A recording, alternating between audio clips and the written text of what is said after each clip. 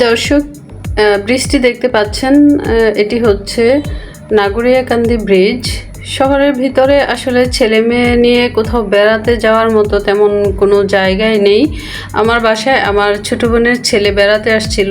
ও হচ্ছে জারিফ, দেখতে পাচ্ছেন ও একটু ছোটাছুটি করছে।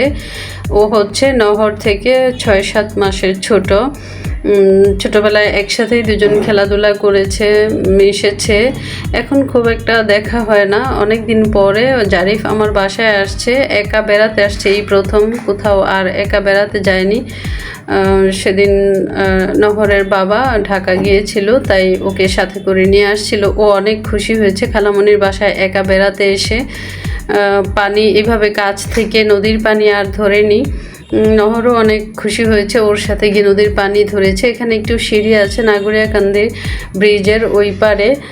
বামের দিকে যে নদীর পাড় আছে সেখানে এখন খুব সুন্দর। অন্য সময় বেড়াতে আসলে ও বিভিন্ন রাইড চড়ে, এবারে কোনো রাইডে যায়নি, শুধু এইখানেই ঘোরাঘুরি করেছে।